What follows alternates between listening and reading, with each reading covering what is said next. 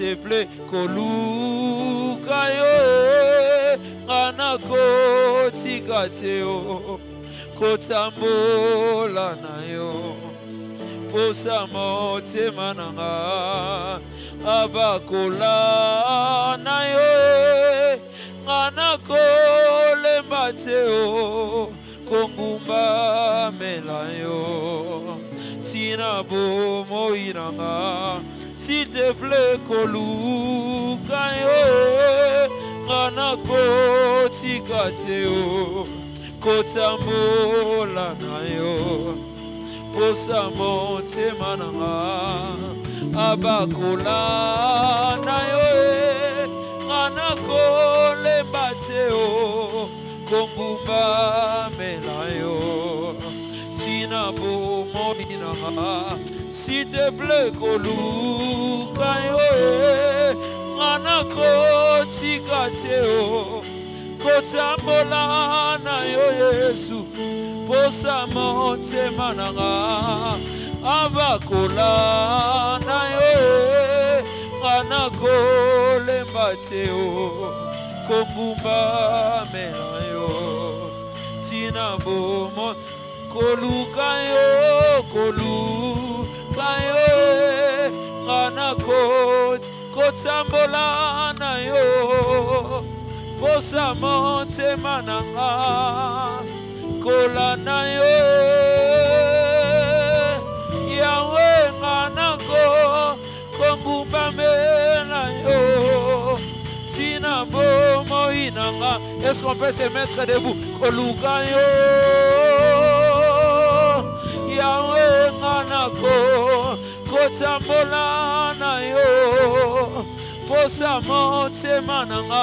Élève tes mains, kola na yo,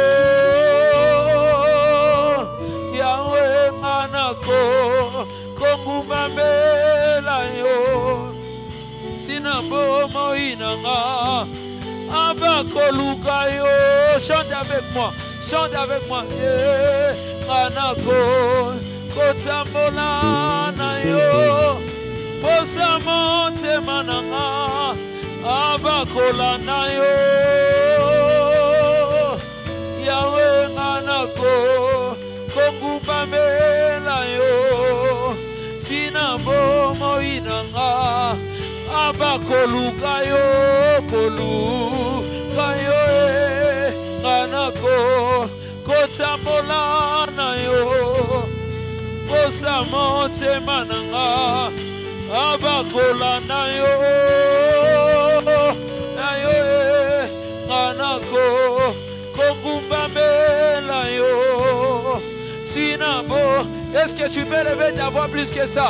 Koluka yo, koluka yo, ngana nous allons te chercher sans relâche, nous allons te suivre sans retour.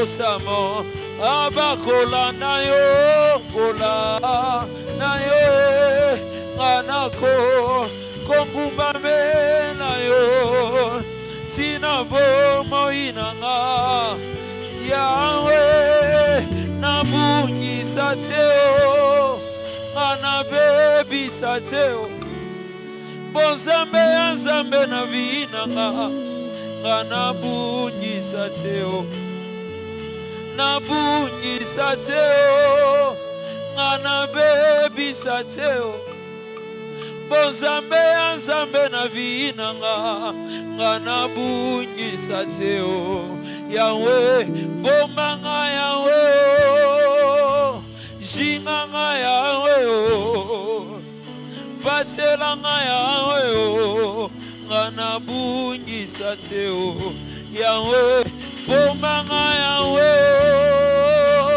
jinganga Yahweh, batelanga Yahweh, ngana bungisa teo.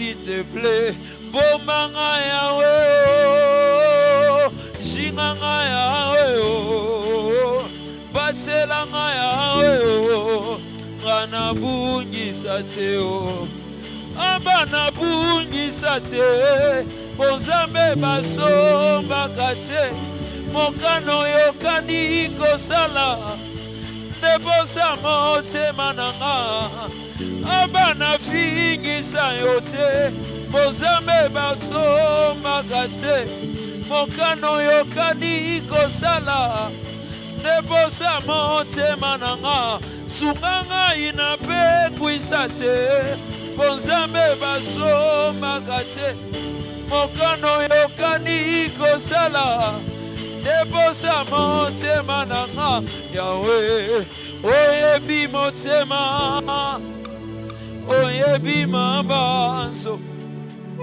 esika na suki wana nde yo banzie pesanga makasi pesanga makoki pesanga mayele ngana salela yo oyebi motema nanga oyebi mabanzo esika na suki wana nde yo banzie pesanga makasi pesanga mako.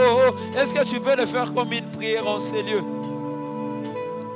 Est-ce que tu peux le faire comme une prière? Oui, tu peux bien. Est-ce que tu peux le faire comme une prière? Est-ce que tu peux le faire comme une prière? Dites au Seigneur de te donner la force. Ce monde est corrompu. Tu as besoin de la force du Saint-Esprit. Tu as besoin du Saint-Esprit. La Bible déclare que nous pouvons tout par celui qui nous fortifie. Là où tu es, est-ce que tu peux juste élever ta voix? Élève ta voix et commence à parler au Seigneur. Élève ta voix et commence à parler à Dieu. Parle au Seigneur. Seigneur, nous avons besoin de toi. Il est écrit dans ta parole que tu donnes la force à ceux qui se sentent fatigués et de la vigueur à ceux qui sont faibles. Seigneur, nous avons besoin de toi. Pendant que tu élèves ta voix, pendant que tu tapes les mains, élève ta voix et parle au Seigneur. Et parle au Seigneur. Parle au Seigneur.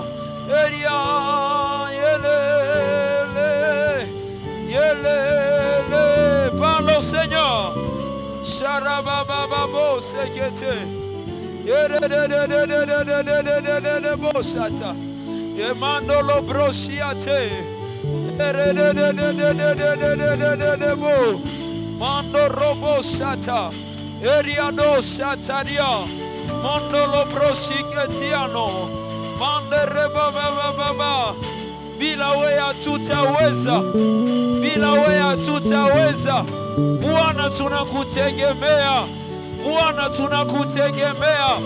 Tunakutegemea. Il est écrit dans ta parole que ceux qui se confient en toi renouvellent leurs forces. Ils prennent l'envol comme l'aigle. Ils courent et ne se lassent point. Seigneur, nous nous attendons à toi. Bwana tunangojea kwako. Tunangojea kwako. Tunangojea kwako. Tunangojea kwako Bwana. Tunangojea kwako Bwana. Tunangojea kwako Bwana. Yesu Yesu Yesu Yahweh oyebi motema oyebi mabanzo esika na suki wana nde yo banzi oyebi motema oyebi mabanzo esika na suki Yahweh wana. Est-ce que tu veux lever ta voix et continuer à parler à ces dieux?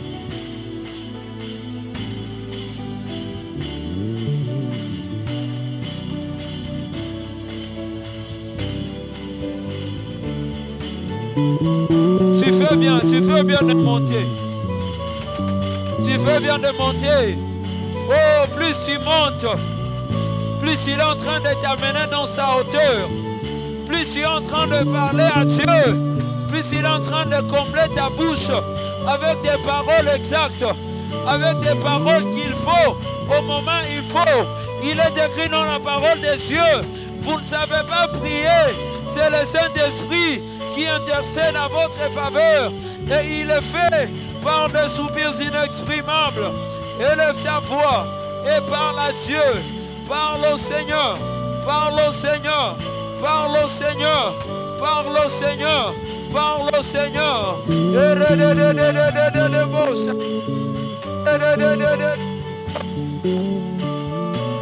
Jésus, Jésus, tunakuja kwako Bwana, tunakuja kwako Bwana, tunakuja kwako Bwana, tunakuja kwako Bwana, tunakuja kwako Bwana.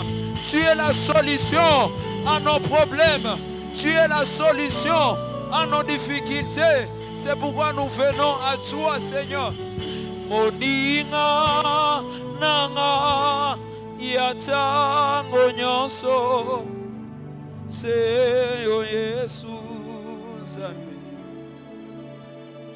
awanga nakangate atangai nazangi avec l'église bapota ya motema bapota ya motema. Est-ce que tu peux le faire bien? Kausi yango nazala kikati na pasi nazala kikati. Est-ce qu'on peut monter plus fort que ça? Yo tikaki dile moninga nanga moninga nanga yatango. Au-delà d'être un père, c'est un ami. C'est oh Jésus. Awanga nakangaite. Awanga naka. Atangai nazangi. Atangai nazangi. Bapota ya motema. Bapota ya motema nanga. Yo kausi yango nazala kikati na pasi nazala kikati yo tika kingate Yahweh oh mai ya miso nangai komilelo akoseka kati na esol yo bongo lipasi na ngai kolela oyo ya ngai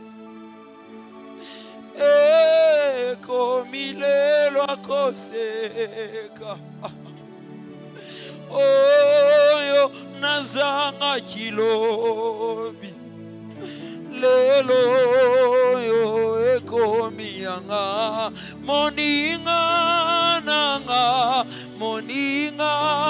nanga yatango nyonso seyo Yesu. Awanga nanga atangai nazangi zile bapota ya motema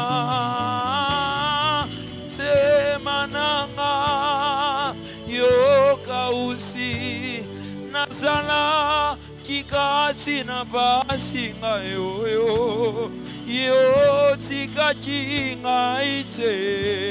Est-ce que tu peux élever ta voix et commencer à l'exprimer avec tes mots? Est-ce que tu peux le faire avec tes mots, avec tes paroles? Au-delà d'être un Dieu, c'est un ami. Oh, l'apôtre Paul est en train de dire, ayez les sentiments qui étaient en Jésus, lesquels existant en forme de Dieu. Il n'a point vu cela comme il pourrait arracher d'être égal à Dieu. La Bible déclare qu'il s'est dépouillé lui-même en prenant la forme humaine. Il s'est rendu obéissant jusqu'à la mort de la croix. C'est pourquoi Dieu l'a souverainement élevé. Il lui a donné un nom au-dessus de tous les noms. De la même manière que tu es en train d'élever Jésus, de la même manière que tu es en train d'élever Jésus, il est en train de t'attirer dans sa hauteur. La Bible dit, et lorsque vous élèverez le Fils de l'homme, et vous saurez de quoi est-ce qu'il est capable. Est-ce qu'on peut élever nos voix? Est-ce qu'on peut monter? Est-ce qu'on peut monter? Est-ce qu'on peut monter? Est-ce qu'on peut s'attirer ces lieux de la présence de Dieu? Charabababo sekete. Inanananananama. Eriado shata. Robobobobobo sote. Mandele broshiate. Oh, est-ce que quelqu'un peut parler en langue? Est-ce que quelqu'un peut parler en langue? Oh, l'apôtre Paul est en train de dire, c'est lui qui parle en langue, s'édifie lui-même, c'est en esprit qu'il proclame le mystère. De la même manière que tu es en train de monter avec ton parler en langue, de la même manière, tu es en train de prendre le dessus sur certaines batailles. Élève ta voix et parle au Seigneur. Et parle au Seigneur. Shariano Shatarada. Erelelebo Sunteliando. Rababababo Shekete. Iano Sata. Radanananama. Erebo Shiateria. Mando Robo Shiketeria. Mando Robo Bobo Shia. Maluskia Periando. Mando Robo Bobo Shikete.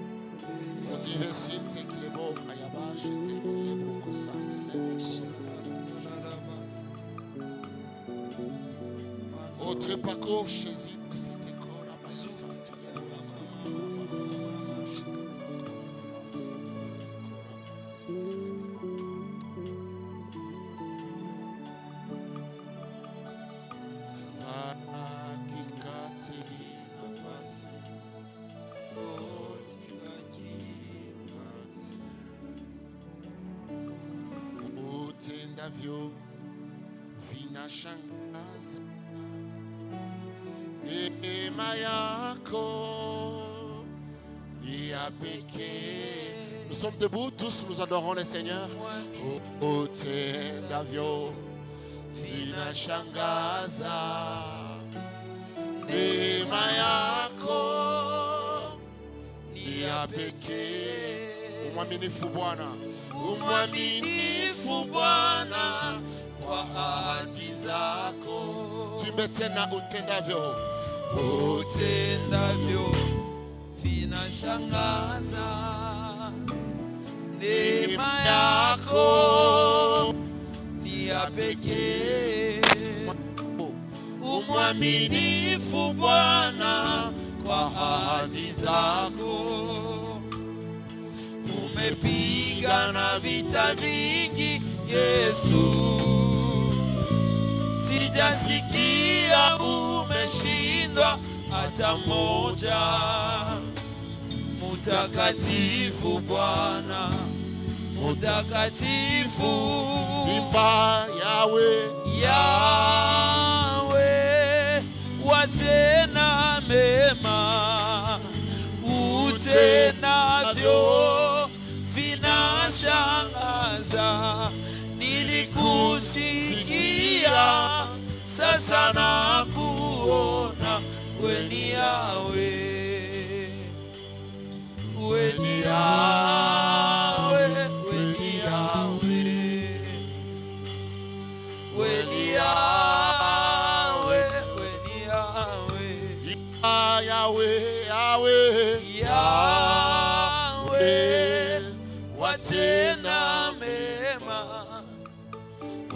vyote navyo vinashangaza ili kusikia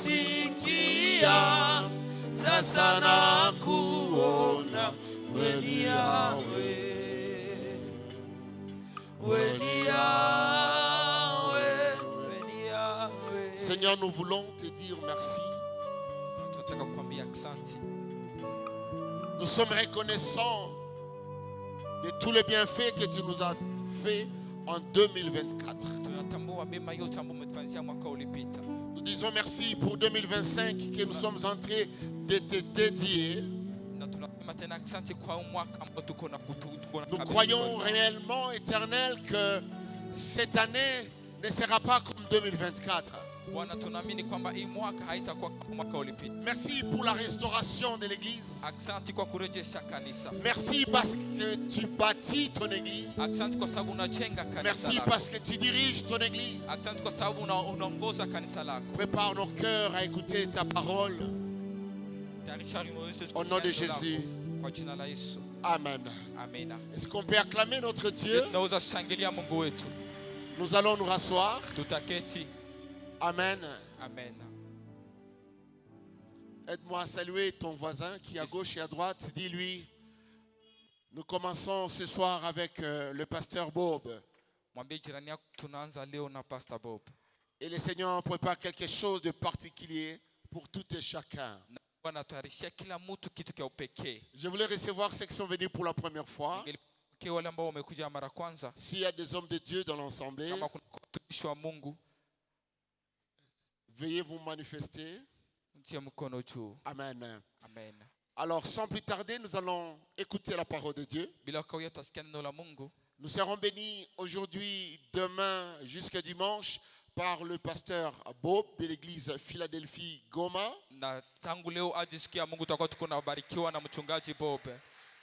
Je pensais que tu allais acclamer plus que ça.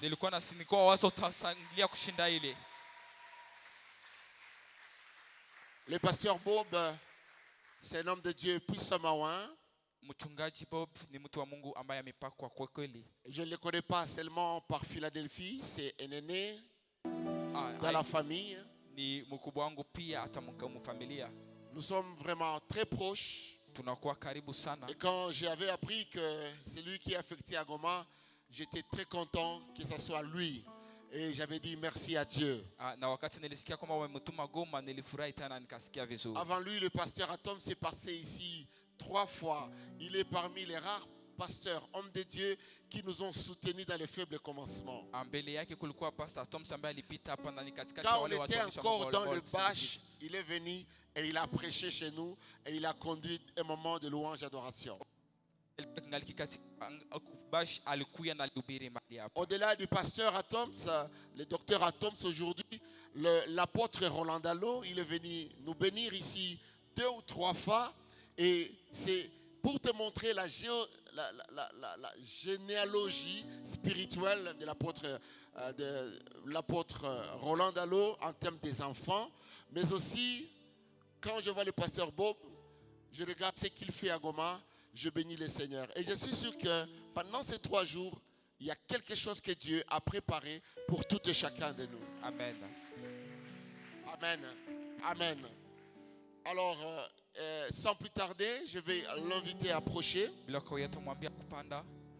Et pendant qu'il approche, nous allons nous mettre debout pour célébrer notre Dieu et recevoir la parole de Dieu.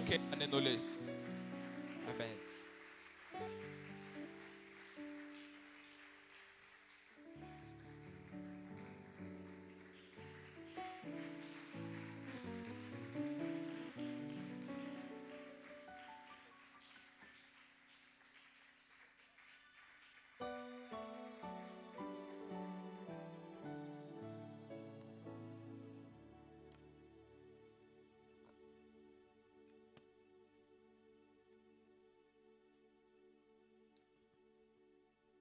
Seigneur, je te dis merci pour ce privilège que tu me donnes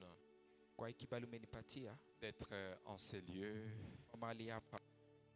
dans ton église, dans ton temple. Merci infiniment pour de m'avoir sélectionné Asante kwa en ce kunichagua début de l'année. kwa mwanzo wa mwaka. C'est avec tremblement et humilité que Ni je katika l'ai kushuka. accepté. Et si c'est aujourd'hui que je dois commencer, Na kama ni leo ndo naanza, utilise-moi comme unitumikishe tu l'as prévu. kama vile Que je sois cette vague par laquelle tu vas passer nikuige chombo ambao utapitia afin d'atteindre tes objectifs ili ufikie de malengo cette yako année, ya hii en mwaka, ce début de l'année, katika hii mwanzo ya mwaka, dans le cœur d'un chacun de nous. katika moyo wa kila Que mmoja ton nom wetu. soit béni Ushangilie au Bwana nom de Jésus. kwa jina la Yesu. Amen. Amina. Est-ce que nous pouvons bien acclamer les Je tunaweza shangilia Seigneurs? vizuri Bwana. Alléluia. Amen. Nous pouvons regagner nos places. Tunaweza keti. Je voulais m'acquitter d'abord d'un devoir. C'est celui de dire un grand merci à Dieu qui a permis à ce que nous soyons ici et que ces programmes soient établis. Ningelisema C'est mahali un, hapa. c'est un programme qui a commencé dans les cœurs Ni mpango ambao jusqu'à ce que c'est en train d'être matérialisé. ni mpango ambao ilianza katika exécuté. moyo ambao inaenda kufanyika. Laisse-moi dire un grand merci au couple pastoral. Acha niseme tena asante kwa ndoa ya mchungaji. Je commence par dire un grand merci à maman Wivine qui a permis. Merci beaucoup maman Wivine. Nasema asante kwa mama Wivine.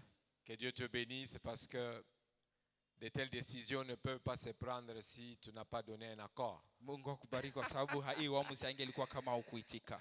Je sais de quoi je parle parce Najua kwa que nini j'ai nasema vu ça. niliishi. Ouais, il est toujours important parce que on les appelle des aides semblables. Inakuwa ya maana Hein? Elles Ça ne sont pas là seulement banane. pour accompagner, mais c'est pour aider pour que les choses avancent mieux et bien. wanakuwa Merci wanasaidia beaucoup, juu maman viendelee. Vivine. Asante mama Oh, pasteur Clark, mchungaji Clark. merci beaucoup. Asante sana. Merci pour l'honneur. Asante kwa Vous savez, heshima. Najua vous n'étiez pas obligé, chua, mais si vous avez voulu que je puisse venir, lakini kama nikuje c'est pour nous une marque de considération. ni heshima tena. Et c'est avec vraiment tremblement que je l'ai accepté, avec humilité de cœur. Et je dis merci. Na tena nasema Laisse à ce que asante. Dieu puisse réaliser les désirs de votre cœur Na Mungu et que Dieu accomplisse cela. Mungu Et aitimize. 2025, Na je suis en 2005 train de le croire que ça sera une année où la montée sera encore de plus en plus. S'il y a des années que vous avez vues, kama que kuna vous kwa aviez miaka monté, umeiona panda, cette année vous allez encore le vivre. hii mwaka mtaishi. Je ne le dis pas pour vous faire plaisir. Siseme kwa Je kuwafurahisha. le dis parce que Jésus revient bientôt. Naisema kwa sababu Yesu Il a anakuja activé tayari. toutes les machines du monde. Na Ça veut amefanya dire qu'il a mashine activé zote katika tous les dunia cœurs du monde afin que beaucoup viennent à lui et que beaucoup puissent aller au ciel. Amen. Et je le crois que nous sommes un centre où les gens viendront afin qu'ils soient nourris pour attendre la venue du Christ. Amen. Alléluia. Amen. Amen, amen. Amen. Que Dieu vous bénisse Mungu et awabariki. que Dieu vous bénisse abondamment. Mungu awabariki tena Mon cher sana. interprète, que Dieu te bénisse. Amen. Merci beaucoup de m'accompagner. Amen. Courage. Merci. Voilà. Délivré totalement. Kufunguliwa kamili.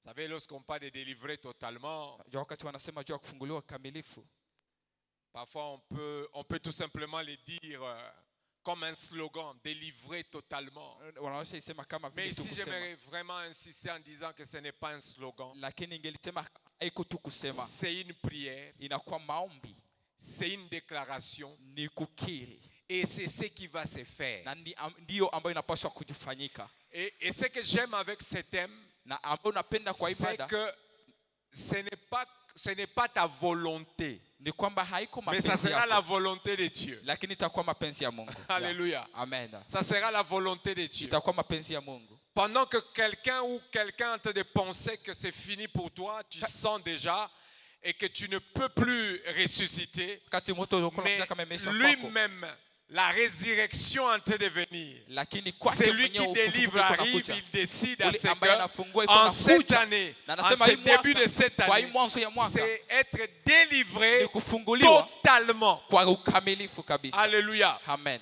C'est une délivrance totale. Ni kufunguliwa kwa ukamilifu, Corps, âme, esprit. mwili na nafsi hata na roho. Amen. Amen. Lisons les Écritures. Tusome maandiko. Un psaume chapitre 34 verset 17. Zaburi sura ya 34 mstari wa 17. Psaume 34, Zaburi 17. sura ya 34. Le juste crie et l'Éternel entend. Il les délivre de toute leur détresse. Amen. 2 Samuel 22, 2 à 3.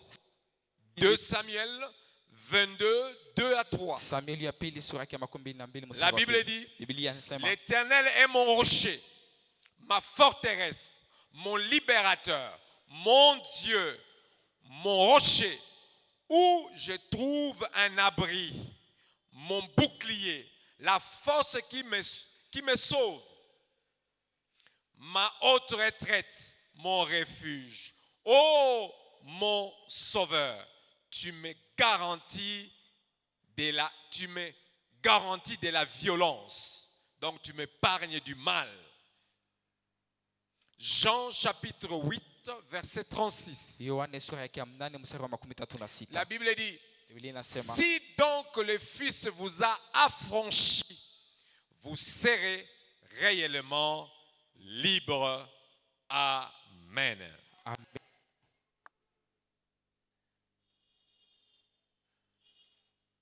Et si je peux commencer, j'aimerais commencer par l'expression délivrer totalement.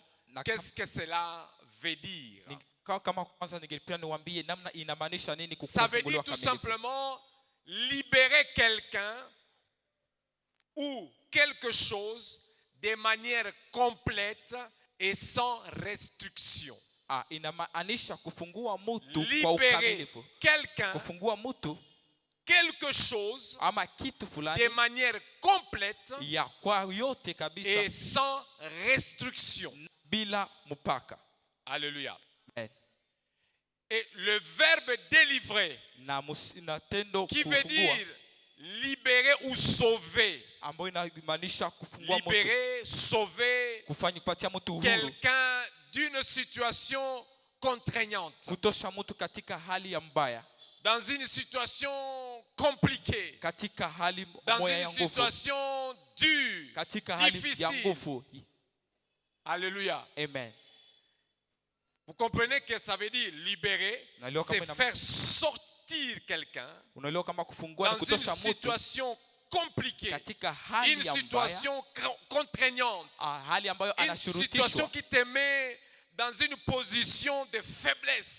hali ambayo inakutia katika madhaifu. Et l'autre expression, tandis que quand on parle de totalement, Wakati wanasema juu ya kufunguliwa ça vient tout kikamilifu, simplement renforcer l'idée inakuja tu kwa kukamilisha ile wazo, en indiquant que la kwa libération kusema kwamba est kufunguliwa complète et inakuwa totale. kamilifu na bila mpaka. Alléluia. Amen.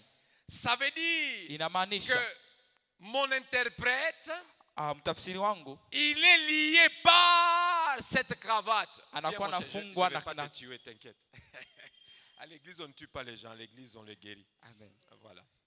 Ça veut dire, tu vois la cravate ici. Unaangalia Il kravati est hapa, lié par cette cravate. anafungwa na hii kravati, Et lorsqu'on dit, il doit être délivré totalement, na wakati ça wanasema veut dire, anapaswa funguliwa kwa je kweli, dois enlever. Il faut que ça commence à s'enlever. inapaswa maanisha kama Pour que ça anapaswa soit toka, total, na ili il ikuwe faut que cette kamilifu cravate ili puisse cravate quitter, inapaswa toka puisse être à lui arracher, na que ça ne inamaanisha puisse plus mkanganya être avec lui. isikuwe pamoja Ça, naye c'est tena. délivré totalement. Ile inamaanisha kufunguliwa Mais kwa on peut ukamilifu, être délivré, mais pas totalement. lakini mtu anaweza funguliwa bila On peut kukuwa être ukamilifu. délivré, on dénoue seulement la cravate. Unaifungula tu, Ça reste jusque-là. inabakia mpaka hapa.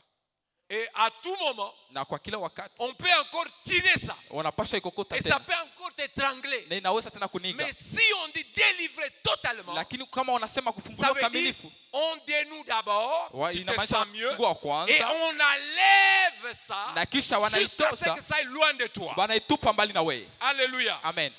C'est ce que ça veut dire délivrer totalement. Ndio inamaanisha Ça veut kufunguliwa dire kamilifu. la mission ou bien les objectifs de Dieu en cette année dans cette église, Inamaanisha kama lengo ya Mungu c'est kwa hii que kanisa hii chacun mwaka de nous ni soit délivré de quelque chose et totalement. kwamba kila mtu afunguliwe kwa kitu fulani na kwa ukamilifu kabisa. Alors totalement. Asa kwa ukamilifu. J'aime Jésus. Ninapenda Yesu. Il arrive devant la tombe de Lazare. Anafika mbele ya kaburi ya Lazaro. Il a appelé Lazare. Aliita Lazaro. Lazare est ressuscité. Lazaro akafufuka. Et Lazare arrive. Na Lazaro anafika. Sûrement, je ne sais pas comment il était, sûrement il venait Kama comme alikuwa anakuja namna gani. Yeah. Jésus-Christ le regarde et dit, Yesu anamwona anamwambia, déliez-le et laissez-le aller. na mumwache aende. Parce qu'il était déjà ressuscité. Kwa sababu alikuwa Mais il était amefufuka tayari. encore lié. Lakini alikuwa angali Et il nafungiwa. était lié vraiment totalement. Il fallait Kwa maintenant yeye le yote. délivrer totalement. Alipaswa tena funguliwa yeye wote. Alléluia. Amen. Je suis en train de proclamer, je déclare, Niko na kile qu'en nasema, cette année, mwaka, dans cette église, katika kanisa, chaque âme, kila chaque nafsi, fidèle kila sera mtu délié totalement. atafunguliwa kwa ukamilifu. Amen. Amen.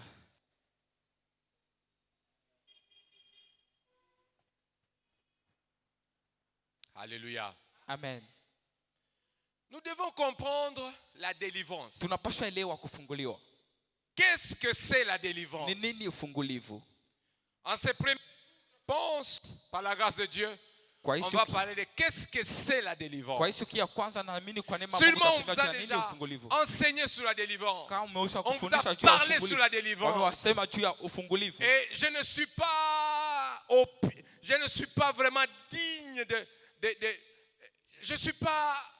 je n'ai pas peut-être les capacités. Na sina ile Surtout que je uwezo n'aurai pas des mots justes comme les éminents hommes de Dieu qui sont passés ya pour kukuwa vous na ile parler de la maneno ambao délivrance. wale watu ambao Mais wamepita avec mes wamesema juu ya faibles ufungulivu. mots Na que le Seigneur m'a donné, je pense que je vais essayer de vous dire quelque chose. lakini kupitia misemo kidogo ndasema ile Comment je ambayo peux Mungu amenipatia. définir la délivrance? Na ni kusema nini La ufungulivu? délivrance est la libération Ufungulivu ni de tout ce qui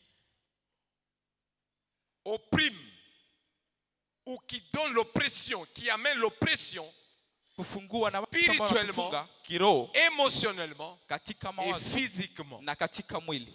Donc la délivrance est la libération de tout ce qui opprime. Ni kufungua na ile yote ambayo inakwenda kufunga. Ça veut dire on doit être libéré Inamaanisha kwamba tunapaswa de funguliwa quelque chose qui nous tourmente. kutoka kitu fulani ambacho kinakuwa kinatugusa. Alléluia. Amen. Si la chose qui te tourmente, tu dois être libéré, c'est ça. Et quand tu es libéré de la chose qui te tourmente, on dit je suis délivré. Wakati unafunguliwa na kile kitu ambacho Tu kinakuchanganyisha peux te unasema tourmenter par une dette. unapaswa Tu kuwa peux na te unachanganyishwa juu tourmenter ya deni. par un appel, par un ami. Tu peux te tourmenter tout simplement par la faim. Tu peux te tourmenter. Et tu as besoin d'un soulagement. Tu as besoin d'une visitation. Tu as besoin à ce que la chose puisse partir. Aussi longtemps que la chose n'est pas partie, tu n'es pas délivré. Et lorsque la chose est partie, tu es non seulement libéré, mais tu es délivré. Écoutez ce que la Bible nous dit dans Ésaïe 61. La Bible dit ceci. Il dit, l'Esprit du Seigneur, l'Éternel, est sur moi. Et sur moi. Car l'Éternel m'a oint pour apporter de bonnes nouvelles aux pauvres. Il m'a envoyé pour guérir ceux qui ont le cœur brisé. Pour proclamer aux captifs la liberté. Et aux prisonniers la délivrance. Alléluia. Amen. Aux captifs captif la liberté. Wale ambao wamefungwa. Un captif, c'est celui qui a été pris quelque part. Mfungwa ni mtu ambaye alikamatwa nafasi fulani. On le prend. Wanamkamata. Et on le garde quelque part. Na wanamweka nafasi fulani. Il est captif. Anakuwa anafungiwa. Parce que peut-être que il voulait aller quelque part et on l'a attrapé. Ça arrive qu'il y a des problèmes qui nous attrapent. Il y a des difficultés qui nous attrapent. Et on est captif à ces problèmes-là. On est captif. Le problème nous rend captifs. Et le Seigneur veut à ce que ces gens soient libérés. Il faut que les captifs soient libérés. Et le prisonnier de la délivrance. Un prisonnier, c'est quelqu'un qu'on enferme dans un petit cage, ou bien tout simplement une petite maison, ou bien dans une prison quelque part. Il ne connaît ni jour ni la nuit. Il ne connaît pas ce qui va lui arriver. Il est là-bas.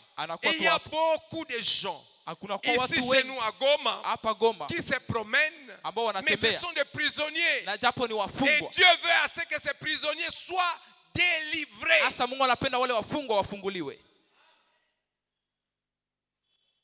Et pose-toi la question. Tu es captif ou tu es prisonnier? Il ne faut pas seulement voir les prisons, les problèmes des autres. Il faut aussi voir toi-même. C'est une année où nous devons nous examiner personnellement. Chacun doit s'examiner.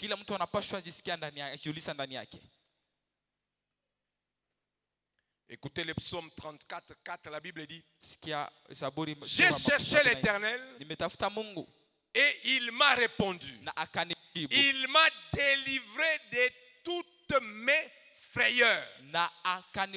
J'ai cherché l'Éternel.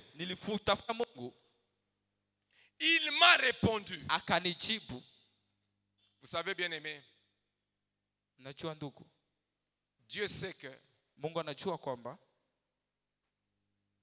nous pouvons le chercher tous les jours sans que nous puissions les trouver. C'est pourquoi la Bible dit que Dieu se laisse trouver. Alléluia. Amen. Dieu se laisse trouver. Il est difficile que tu cherches le Seigneur. Si le Seigneur ne se laisse pas trouver, tu ne vas pas le trouver. Et il se laisse trouver à ceux qui le cherchent. Tu cherches Dieu, tu vas le trouver. Et quand tu vas le trouver, il va te répondre. Et quand il va te répondre, il va te délivrer. Il va te délivrer de toutes tes frayeurs, de tout ce qui est comme oppression, comme problème que tu peux avoir. Écoutez ce que Colossiens chapitre 1er verset 13 nous dit. Il nous a délivrés de la puissance des ténèbres. Jésus nous a délivrés de la puissance des ténèbres. Et nous a transportés dans le royaume de son fils bien-aimé. Alléluia. Amen. Ici, je vais dire déjà quelque chose en disant la position que Dieu, où Dieu te voit, il ne te voit pas sous l'emprise de la puissance des ténèbres, mais il te voit dans le royaume de son fils bien-aimé. Toi, tu sais que tu habites Mapendo. Mais Dieu lui sait que tu habites dans le royaume de son fils. Mais il y a de ceux-là qui te veulent à ce que toi tu puisses habiter dans les ténèbres.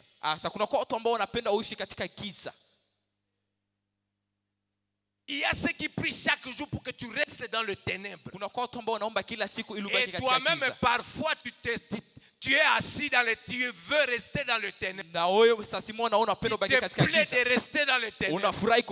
Alors que c'est lui qui délivre, il te veut à ce que tu sois dans le royaume de son fils. Je ne sais pas s'il y a quelqu'un qui me comprend. Sijui kama kuna kwa mtu ambaye ananisikia. On va y arriver. Tutaifika. Je donne quelques exemples bibliques. Napana mifano fulani za kibibilia.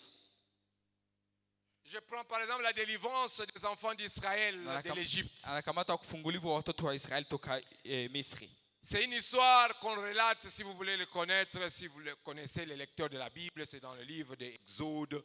Vous allez tout comprendre là-bas et tout ça. Dieu a utilisé Moïse pour libérer les Israélites de l'esclavagisme ou bien de l'esclave, d'être des esclaves de l'Égypte en Égypte. Et ici, Dieu a utilisé beaucoup de moyens. Il a utilisé les plaies. Il a utilisé la mer Rouge. Il a utilisé beaucoup de moyens pour que son peuple soit délivré. Et je suis encore persuadé que le même Dieu, il est toujours le Dieu que nous avons aujourd'hui. Et parce que nous avons le même Dieu qui a délivré Israël à l'époque, il est le même Dieu qui a décidé de venir te délivrer en cette année 2025. Alléluia. Amen. S'il faut que la mer Rouge se divise en deux, ça va se faire cette année. S'il faut que quelqu'un meure pour que toi tu sois délivré, il va mourir. S'il faut que quelqu'un soit écarté de cette ville pour que toi tu vives en paix, il sera écarté. Je sais que ce sont des choses que vous n'aimez pas entendre. Mais bon, moi, quand ça me vient, ça vient, je parle. Alléluia. Amen. S'il y a quelqu'un dans cette ville qui vraiment médite le mal pour toi, je lui donne l'ultimatum de ces 3 jours jusqu'au dimanche. S'il ne lâche pas sa pensée, ou s'il ne se convertit pas, c'est lui qui doit quitter la ville. Je vais aller plus loin. Si vous habitez dans la même maison, il doit quitter la maison. Il va quitter la maison. Na ukiona anaanza funga vitu anaanza enda, umwache aende. Dada mbona unaanza enda, unaenda hii nyumba bushanionea. Mimi wetu ndio wanapenda kama hii nyumba. Dada basi nikusindikize, vitu yako iko wapi? Umkamatie vitu mbebe mbako, umlipie na moto. Unampatia transport. Kwanza na hata mimi sipendi na faranga yako. Buchawi yenu mnataka nipatia. Hapana, wewe ndio mchawi. Unaona wewe ndio mchawi. Alléluia. Amen. Il s'est passé encore quelque chose. Une délivrance. C'est Daniel dans la fosse au lion. Daniel a été délivré de la fosse au lion. Daniel alifunguliwa katika shimo la simba. Il a été jeté plutôt au fosse au lion. C'est à cause de sa fidélité pour Dieu. Bien-aimé, ta fidélité va t'amener à un endroit inconfortable. Ta fidélité va faire à ce qu'on te jette dans la fosse au lion. Mais à cause de ta fidélité, Dieu viendra te délivrer. Et ici, écoutez, la même chose, même valeur, a été traitée différemment. La valeur fidélité de Daniel l'a poussé à ce qu'on puisse le jeter dans la fosse au lion. Et la même fidélité a fait à ce que Dieu vienne les retirer de la fosse au lion. Et cette fidélité qui a poussé Dieu à ce qu'il puisse fermer la gueule au lion. Il a fermé la gueule de lion. Les lions qui ont fait 7 jours sans manger. Parce qu'ils attendaient Daniel qui devrait venir. Mais on a oublié que Daniel était fidèle à un Dieu tout-puissant. Lakini wakasahau kama Le Danieli alikuwa créateur de toutes mwaminifu choses. ambaye alikuwa Mungu Le ambaye alikuwa anaomba créateur muumbaji wa des vyote, lions. muumbaji wa simba. Et lorsqu'on l'a jeté, Na wakati walimtupa, Dieu a fait de Daniel un lion. Mungu akafanya Danieli akuwe simba. Cela veut dire que quand les lions ont vu l'autre lion, Wakati on wa vit simba waliona Daniel, mwingine simba, les lions ont commencé à voir Daniel comme un lion. Et simba wakaanza muona Danieli c'était kama vile simba. impossible qu'ils puissent le consommer. Haingeliwezekana Parce qu'ils se wamkule. disaient, nous tous ici, nous sommes affamés. Kwa sababu wangelimwambia Même sisi wote hapa Daniel aussi tunakuwa était njaa. affamé. Hata naye iko njaa. À cause de sa fidélité, Juu ya uaminifu Dieu wake.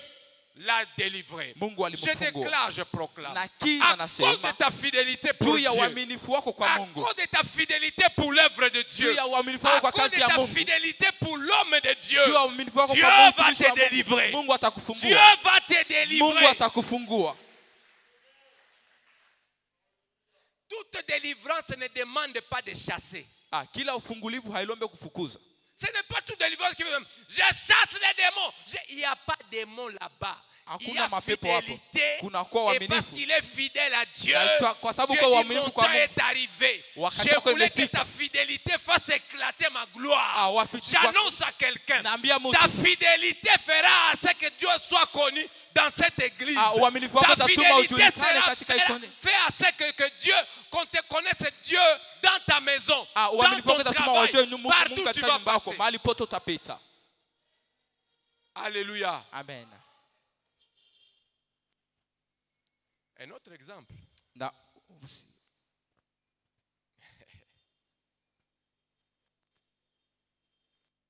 Ici, nous voyons Jésus qui a délivré. Ici, nous sommes dans les évangiles. Jésus a délivré plusieurs personnes des possessions démoniaques. C'est comme cet homme, le fou de Gadara. Imaginez-vous le fou de Gadara. Il était enchaîné. Ça veut dire il était tellement fort, puissant.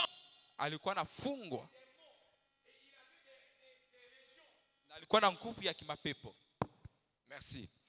À cause il avait tellement de démons, c'est toute une armée qui était sur lui. Une seule personne, mais il y a beaucoup de démons. Au point même, quand on l'enchaînait, il suffit qu'il fasse seulement ça et les chaînes tombaient. Mais lorsque Jésus est venu, quand ils ont vu seulement Jésus, ils commencent à dire, mais toi tu viens faire quoi ici? Tu viens seulement pour nous tourmenter. Tu viens seulement pour nous tourmenter. Et même ils ont demandé, au lieu de nous tourmenter, tu peux même nous jeter là-bas. Alléluia. Amen. La présence de Christ dans notre vie est la clé de toutes sortes de délivrances que nous avons. Évitez de venir nous tourmenter ici. Oh, on va prier pour vous, on va vous délivrer. Toi-même, tu n'as même pas Jésus, on va te délivrer comment?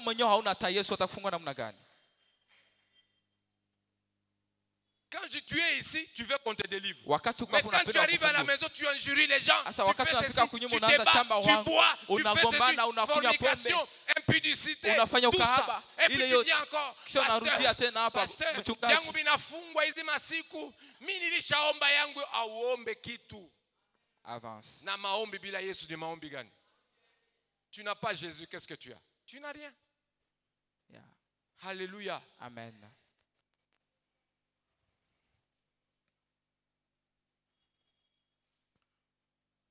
Pourquoi la délivrance est nécessaire? Pourquoi la délivrance est nécessaire?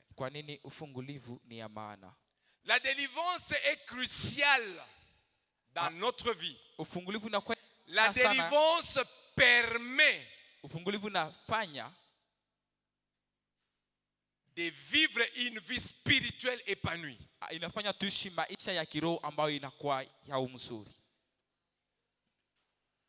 Shalom bien-aimé. Amen.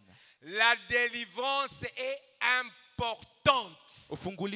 La délivrance est cruciale. Parce qu'elle permet de vivre une vie spirituelle épanouie.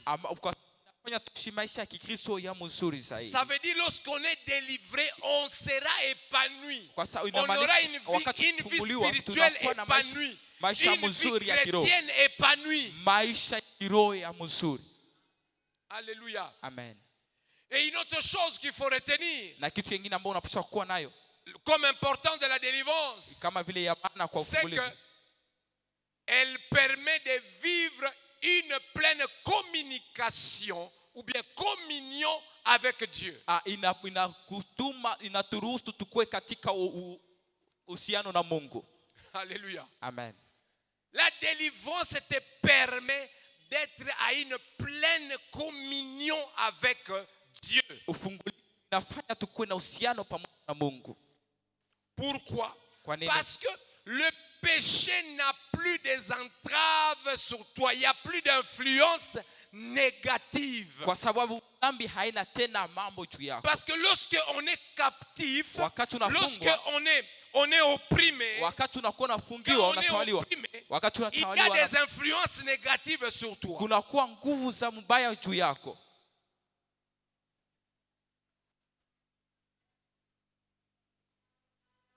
Je donne l'exemple. Napana mfano. Être en colère n'est pas mauvais. Kusirika haiko mbaya. Je sais que tu es choqué. Najua kama Être en inakukwaza. colère n'est pas mauvais. Kusirika haiko mbaya. Mais ce qui vient après la colère, là, Ambayo inafuata c'est kisha ça le kusirika problème. ndio ya mbaya. Tu es en colère, Unakuwa na kisirani, tu es calme, unatulia, hauseme kitu. mais quelqu'un d'autre, lui, quand il est en colère, Sasa mwingine wakati anakuwa na sirika, anza tingizika kwanza. Uko unacheza na mimi? Unaniua? Unaniua mimi? Mimi nakuwa ceinture noire. Anaanza mangumi. Ça, c'est ça le problème de la colère. hii ndio shida Parce ya qu'on n'a kusirika. pas su maîtriser sa Kwa colère. sababu haukuweza kuitunza. Alléluia. Amen. Pourquoi je vous dis ça? Kwa nini nawaambia La hivi? Bible me dit que Biblia inasema hivi. Dieu est lent à la colère, Mungu anakuwa mwepesi kwa mais kisirani, riche en bonté. lakini ni tajiri katika wema. Cela veut dire que à chaque fois, moi quand moi aussi je me mets en colère, hein. Parfois je sens Kristo bananipandisha mafuta Katika inapanda. wakati wa Kristo Unasikia mafuta inapanda kabisa, unaangalia upeti.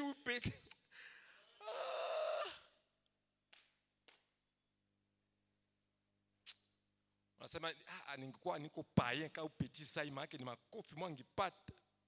Mais bon. Unashusha roho. Alléluia. Amen. Pourquoi Parce que quand je regarde le bêtise, le péché, le mal que nous commettons sur cette terre, non, Dieu doit revenir. Mungu anapaswa kuja. Mais il se calme. Lakini C'est anatulia. sûr que Jésus, il est là, dit, papa, non, attends d'abord. Yesu ambaye anakuwa anafanya baba, Attends encore un peu. ngoja tena Papa, kidogo. attends encore un peu. Baba, Attends encore ngoja un tena peu. kidogo. Abi Jésus, vraiment, tu me bloques chaque Anasema, jour. Yesu, Papa, unanifunga c'est kila toi qui siku. m'avais donné la permission de te bloquer. Sasa wewe unipatia ruhusa ya kukufunga, C'est ça ce kukwambia. qu'on appelle la grâce. Hii ndio wanaita La neema. grâce est encore en train de dire à Dieu, attends Neema iko encore. Il y a nasema tena, quelqu'un iko de ambia mapendo Mungu, qui ngoja, doit se calmer. Il y a une âme qui doit encore kunakuwa venir. nafsi ambayo Il y a inapaswa encore kuja. quelqu'un qui doit changer son comportement. Kunakuwa mtu ambaye Il y a encore anabadilisha hali quelqu'un qui yake. doit changer son langage. Kunakuwa mtu ambaye Il y a anabadilisha encore masemo quelqu'un qui yake. doit être fidèle. Kunakuwa mtu ambaye Il y a atakuwa tena encore, il y a mwaminifu. encore. Kunakuwa tena. Alléluia. Amen. Et là, Na hapo nous échappons à la colère de Dieu na à cause de Jésus. C'est pourquoi quand on vous dit acclame Jésus, il faut bien l'acclamer. wakati wanawaambia mshangilie Yesu, mnapaswa kushangilia vizuri. Yeah. Certainement. Unakuwa sama tunasema Yesu tu ni mtu hivi anafanana Bob, iko tusamie hivi. Ndio vile uko nadhani hapana, usijikoroge. Usijikoroge, haiko hata vile. Il est Dieu. Ni Mungu. Et il a la capacité de contenir la colère du Père pour que nous puissions, moi et toi, continuer à vivre ili mimi na wewe tuendelee kuishi malgré nos fautes, malgré nos bêtises. ingawaje makosa yetu. Alléluia. Amen. Alors, je disais que Nilikuwa nasema cette importance de la délivrance est cruciale. maana ya L'important de la ufungulivu délivrance est crucial pour enfin que nous puissions avoir une vie épanouie ate maisha ya et que mzuri nous puissions avoir une communion avec notre na Dieu. tupashe ushirikiano pamoja na Mungu wetu, Et que toutes sortes d'entraves ou bien d'influences spirituelles négatives ne puissent pas nous toucher. na vile vitu vya ushawishi vibaya visitufikie. Alléluia. Amen. De quoi devons-nous être délivrés ou libérés? Tunapaswa funguliwa na nini ama kuwekwa Nous huru na devons nini? être libérés du péché. Tunapaswa funguliwa kutoka zambi, Être libérés du péché. kufunguliwa kutoka zambi. Le péché nous sépare de Dieu et Zambi, nous empêche de vivre zambi inatuweka kinyume na Mungu pleinement sa gloire. na inatuzuia C'est le kuishi péché qui utukufu nous wake. empêche à ne pas voir la gloire de Dieu. Ni zambi C'est le utukufu péché wa qui Mungu nous empêche tout simplement à ne pas vivre pleinement le plan de Dieu. ni zambi ndio inafanya tusiishi tena mipango ya Mungu. Le péché nous sépare de Dieu. Zambi inatosha mbali na Mungu.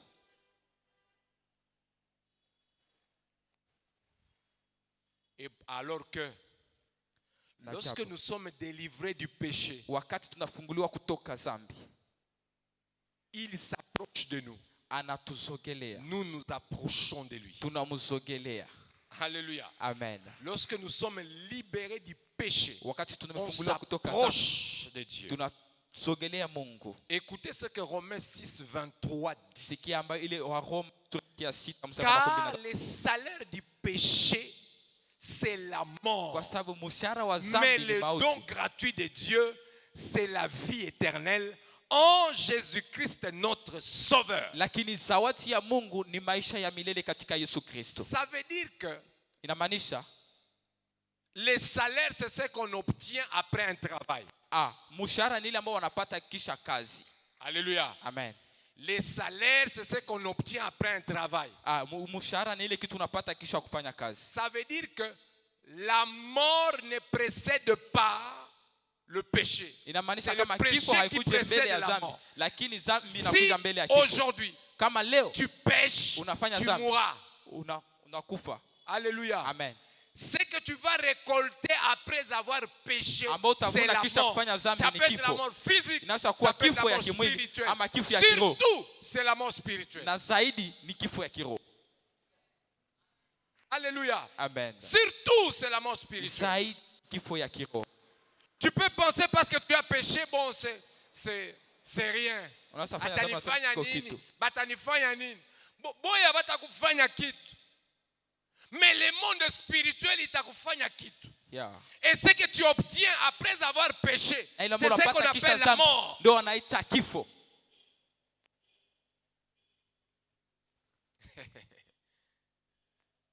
Et on dit, Na les dons gratuits de Dieu, c'est la vie éternelle. Zawadi Ça ya veut Mungu dire ni maisha ya que milele. c'est Inamaanisha, lui qui ne pêche Ule pas, ambaye il hafanyi a la zambi, vie éternelle. anakuwa na Il maisha a ya les milele. dons de Dieu. anakuwa na Les zawadi ya dons Mungu. gratuits. La Zawadi ya vie Mungu. éternelle, c'est un don gratuit Maisha que ya Dieu nous a milele donné. ni zawadi Il ambayo a Mungu donné ametupatia. à ceux-là qui ne vivent pas dans le péché. Amepatia wale ambao hawaishi katika zambi. Mais lorsque tu vis dans le péché, Lakini wakati tu unaishi vas katika zambi, récolter la mort. utavuna kifo. Upande ushuki.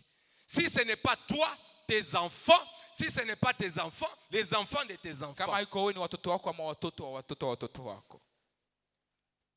Soyons libérés du péché. Soyons délivrés du péché. Tufunguliwe kutoka zambi.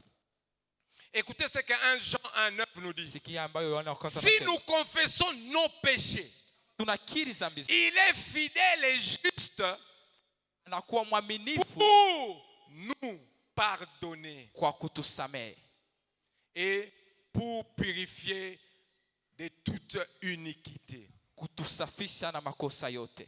Vous savez, Dieu est amour. Najua Mungu ni upendo. Il est vraiment amour. Ni upendo. Il est comme, ça veut dire, il sait que aussi longtemps que nous avons encore ce corps physique, Anajua kama hii kwa wakati tungaliki na hii mwili nous pécherons. tutafanya zambi. ça arrivera à ce que tu puisses pécher. itafika wakati ufanye Et là, dhambi. je vais dire quoi? Na hapo unapenda Il y a kusema ceux nini? qui vivent dans le péché, ils sont noyés dans le péché, Kuna c'est wale ambao leur vie. wamezama katika dhambi. Mais il y a ceux qui trébuchent. Kuna kwa Il y wengine a ceux qui wangali font na des faux tisa. pas. Ça Wanakuwa veut dire wanakwala. que uko natembea hauyue tu nakwala tu kwa.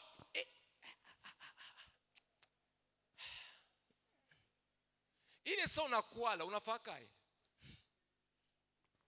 Utatukana lijiwe. Hapana. Ile saa unakwala unajigusa tu hapo. Kwa mimi naangalia wapi vraiment? Tu prends la route, hein?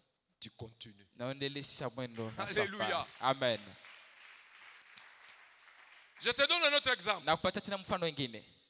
Tu es bien habillé. Unakuwa unavaa vizuri. Et votre fête, on vous a dit, vous devez être habillé en tout blanc. En tout blanc. Unapaswa vala mweupe. Blanc, blanc. Mweupe. Et te voilà que tu es en train d'aller à la fête. Na gisi uko nenda kwa sherehe. Hauyo uko natembea tu mumapendo. N'est-ce pas? Uko natembea mumapendo, hauyo tu. Ile soko na talon.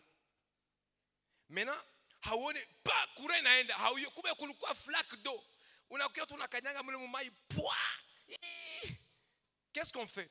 Il est ça mtu anatoka kwa Qu'est-ce qu'on fait? Unatafuta mouchoir, unajipanguza. Yeah. Unaendelea. C'est ce que ça veut dire. Quand tu sens, tu te rends compte consciemment que tu as trébuché, que tu as péché. Wakati unatambia kama À umefanya dhambi. l'immédiat, Pale dis Seigneur, unapaswa sema Bwana, pardonne-moi. nisamee. J'ai péché contre toi. Nimefanya dhambi kwako. Nisamee. Crois que Dieu t'a pardonné. Uamini kama Mungu amekusamee avance. na uendelee. C'est ça un chrétien. Hapa ndo Il ne mfano faut Kristo. pas attendre les chrétiens, ils attendent. Ça ya ibada banakuya. Niko minangwa saa batatuambia tutubu juu ni tubu. Kutokea pale kulikuwa mbako unafikia hapa kumulango hapa. Sasa ukikufa. Utaenda. Alléluia. Amen.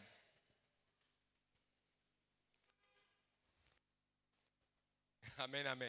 Amen. Ça veut dire que lorsque tu te rends compte, aussitôt que tu te rends compte que tu as mal fait, Wakati unagundua kama Tu as unafanya kitu péché. kibaya, umefanya dhambi. confesse tes péchés. Tubu Il dhambi est zako. juste et il est fidèle Anakuwa mwaminifu pour te les pardonner juu ya kutusamehe et de te purifier de toute iniquité. na kwa kukusafisha na makosa yote. Là, je parlais de être libéré du péché. Hapa nilisema juu ya kufunguliwa kutoka dhambi. Il nous faut aussi être libéré des influences négatives. Tunapaswa funguliwa tena kutoka vishawishi vibaya. Les influences négatives, Vishawishi vibaya elles sont spirituelles ou matérielles. zinaweza kuwa za kiroho ama Et za ce sont kimwili. des influences qui ont une certaine influence ou bien entravent à notre croissance spirituelle. Na ni vishawishi ambavyo vinakuwa na nguvu juu ya Ça nous empêche à évoluer spirituellement. Inatuzuia kuendelea kiroho. Ça nous empêche à la croissance, ça empêche notre croissance spirituelle. Inazuia kukomala yetu kiroho. J'aime beaucoup la parole de Dieu. La Napenda neno la parole Mungu de Dieu. nasema. Vous savez, écoutez, même la manière dont Dieu nous a créés, Hata hali gisi Mungu alitumba. il nous a créés pour que nous puissions aller toujours de l'avant. Alitumba juu tuende tu mbele. Anakamata migulu anatia hivi inakuwa 11. Unaona kisi inakuwa saa 11. Mais 11 est renversé. Anakamata macho anatia mbele.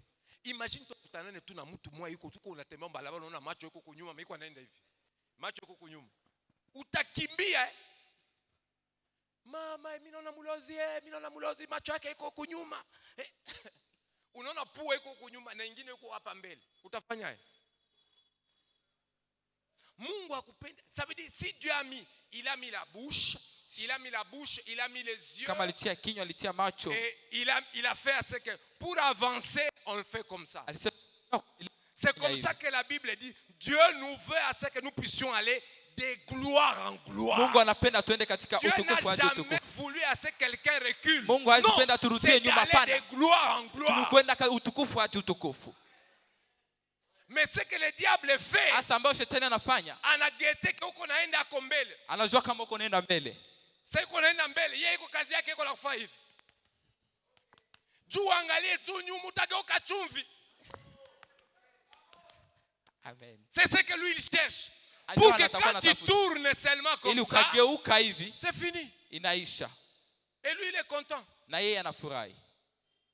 Alléluia. Amen. Amen, amen. Amen. Dieu ne t'a pas invité, ne t'a pas appelé pour que tu puisses reculer. Mais Mungu c'est pour que tu puisses progresser, pour que tu puisses avancer. C'est pourquoi je suis en train de déclarer, de proclamer. Parce que c'est Dieu qui a dit que tu dois aller de gloire en gloire.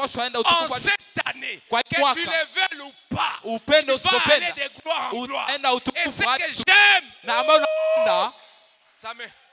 ça me vient. Vous savez, Jésus, il était là-bas, il finit son baptême. Dieu voulait, mon petit, il faut tuanze boulot. Il faut tuanze boulot, mbio, tuanze kazi. La Bible dit, le Saint-Esprit le poussa dans le désert. Que le Saint-Esprit te pousse dans la volonté de Dieu cette année. Que le Saint-Esprit te pousse.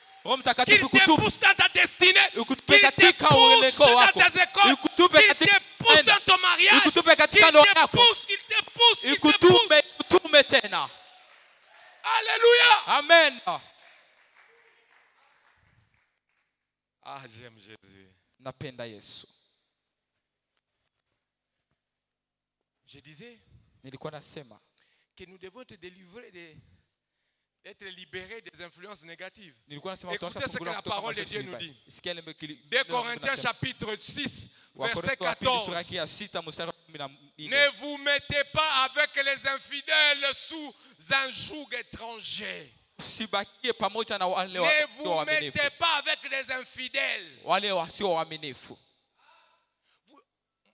Mes amis, vous devez être capable d'avoir l'esprit de discernement. Quand il y a culte, quand l'heure de culte est arrivée, c'est à ce moment, lui là, il te dit tuti bugali ya maya bugali kumoto.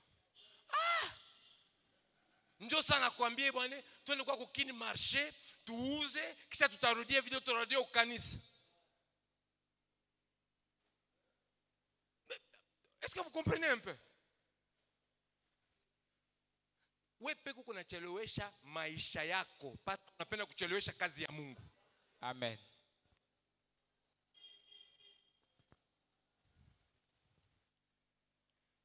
Car quelle relation y a-t-il entre la justice et l'iniquité? Ou y a-t-il des communs entre la lumière et les ténèbres? Quelle relation?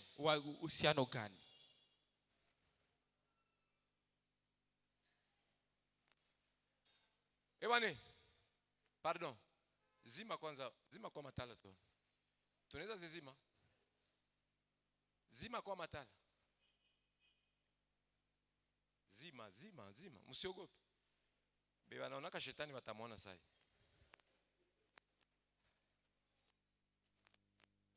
Na hizi muzime.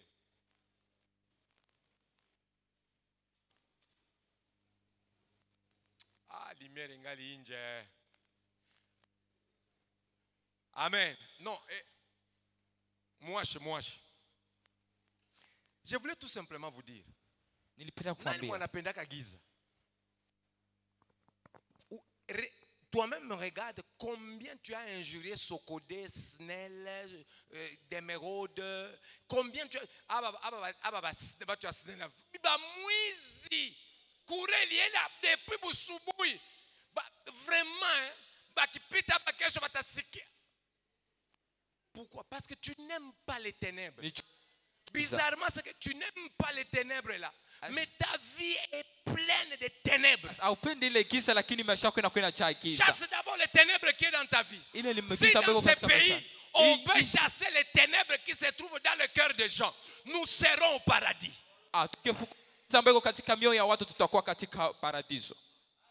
Comment quelqu'un peut avoir, lui-même, il est assis. Anatoka kama ni kabare kama ni du sud. Un mois ya bure. Anakuwa millionnaire. Iko na maténèbres za mingi muro.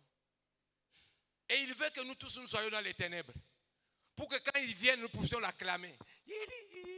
Moi, je n'acclame pas. Amen. Surtout quand je sais que tu es voleur, je ne peux pas t'acclamer. Wakati najua kama uko mwizi siwezi kushangilia. Et surtout, même si je suis en difficulté, sitakulomba. Hata ningekuwa katika shida siwezi kulomba. Au moins Mungu maake mi peke nenda mulilia. Au moins nyende basi ça énerve. Mais bon. Tufuate maneno ya Mungu kisha nasema mu 1 Pierre 5:8 inasema hivi. 1 Pierre 5:8. Soyez sobre, veillez.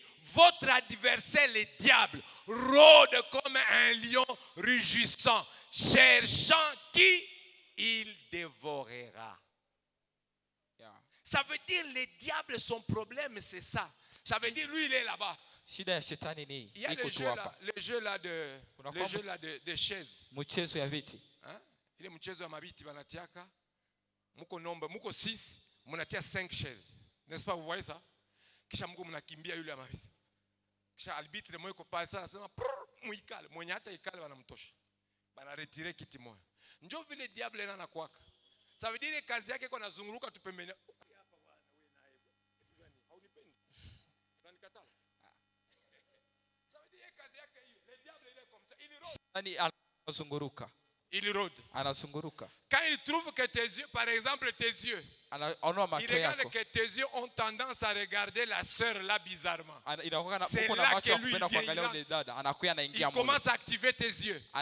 Umwangalie tena mzuri, umwangalie, unaona iko mrembo. Unamwona ni wa kiana. Mchunguze tena mzuri, mchunguze. Kama na yeko songi masikio yako mrefu. Iko anarode.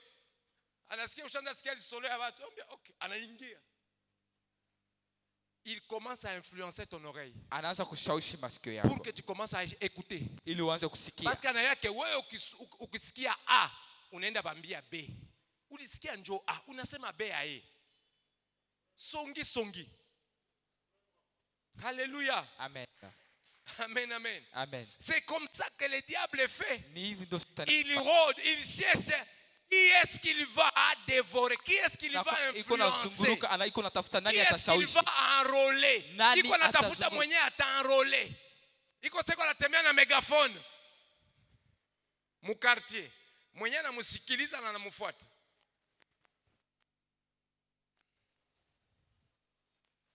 Alléluia. Amen. Être libéré. La libération spirituelle.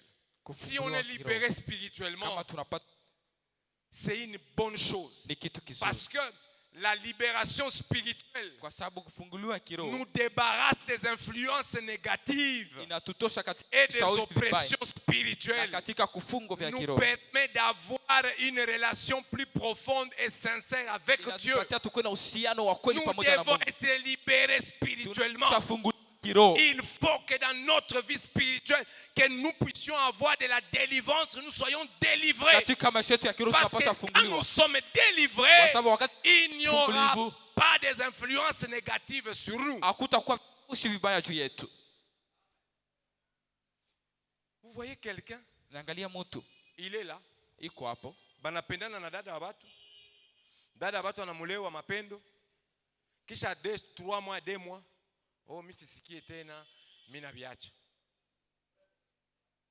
Kisha mnaviona normal. Bali na bangewezaka tu, bangewezanaka tu. Qui t'a dit ça? Au lieu d'aller en prière, du Seigneur, qu'est-ce qui m'arrive? Qu'est-ce qui m'arrive? Dada wa kwanza, wa pili, wa tatu, wa ine. Kisha mnakuwa mmoja ule type anakuwa grande ragere, chaque ragere ba fille yote ya mkanisa. Iko na influence négative za mubaya spirituel. Il faut le prendre. Hein?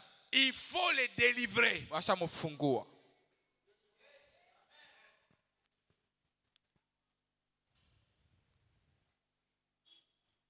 Na wewe tada na wewe na ushasikia ule gaso alipendana na huyu.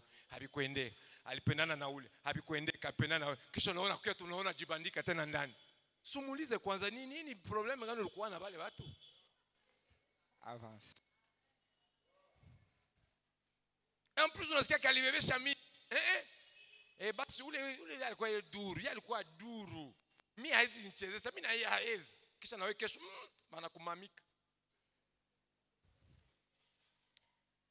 Écoutez, lorsque on reçoit cette délivrance spirituelle, Wakati unapokea ufungulivu wa qu'est-ce kiroho, qui se passe? nini inapitikana? Il y a la paix intérieure. Kunakuwa amani ya ndani. En étant délivré des fardeaux émotionnels, Wakati unafunguliwa na mizigo, nous retrouvons la paix tunapata amani. et la sérénité intérieure. Amani ya ndani. Et nous avons une vie spirituelle équilibrée. Na tunakuwa na maisha Ça veut dire mazuri ya lorsque kiroho. nous avons la liberté, nous avons la libération spirituelle. Wakati tunakuwa tunafunguliwa Ce qui kiroho, nous arrive, ambayo c'est la inatufikia, paix intérieure. ni amani ya roho. Qu'est-ce qui arrive encore? Nini ingine C'est la inafika? croissance spirituelle. Ni kukomala Cela kiroho. nous permet à ce qu'on puisse croître Hapo spirituellement. inaruhusu Ça kukomala veut dire kiroho. tout simplement Inamaanisha que la délivrance nous permet de progresser dans notre vie. ufungulivu La unatusaidia kuendelea délivrance katika nous maisha yetu. permet de progresser dans notre foi. Inatusaidia kuendelea katika uaminifu wetu. Alléluia. Amen. Pourquoi? Parce que quand il y a délivrance, Wakati kuna il y a ufungulivu, élimination des obstacles. kuna Les vifungo obstacles inatokana. qui nous empêchent Ile ou qui nous empêchaient à croître spirituellement. Vizuizi ambayo ilikuwa Ces inatuzuia obstacles kuendelea. partent Ile inatoka parce que nous sommes libérés kwa sababu spirituellement. tumefunguliwa kiroho. Ça permet la croissance. Inasaidia kukomaa. Et lorsqu'on est en train de croître, bien aimé, Na wakati uko nakomala ndugu parce qu'on mpendwa, est délivré, kwa sababu qu'est-ce qui umefunguliwa, se passe? nini inapitikana? C'est qu'il y a l'épanouissement. On se sent épanoui. Ni kama vile umerejeshwa. Étant libéré, Kufunguliwa, nous sommes plus capables de vivre selon les principes et les valeurs bibliques. tunapashwa ishi kulingana na Quand kanuni za on se kibiblia. sent épanoui, on commence à vivre selon les valeurs bibliques, Wakati unaanza kukomaa, selon unaanza le kuishi principe de la kulingana na Bible, kanuni za de la kibiblia, parole de Dieu. za neno la Mungu, Et cela nous conduit à l'épanouissement. na inatusaidia Et kukomaa, cela amène de l'harmonie dans notre na vie. inaleta katika kitu kizuri katika maisha yetu. Alléluia. Amen. Amen, amen. Amen. Donc comprenez ceci bien, Mwelewe hii que la ndugu wapendwa. délivrance est un processus de purification.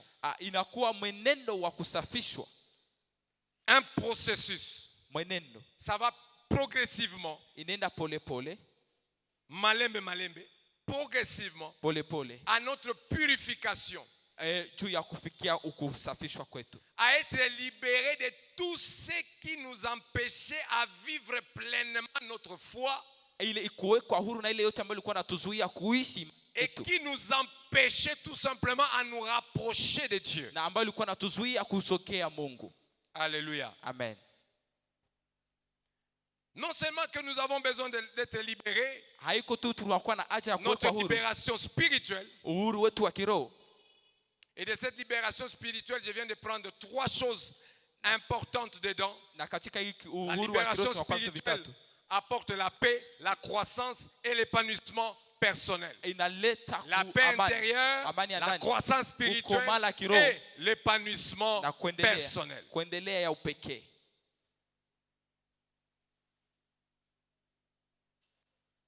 Écoutez ce que la Bible dit. Sikia ambayo Biblia inasema.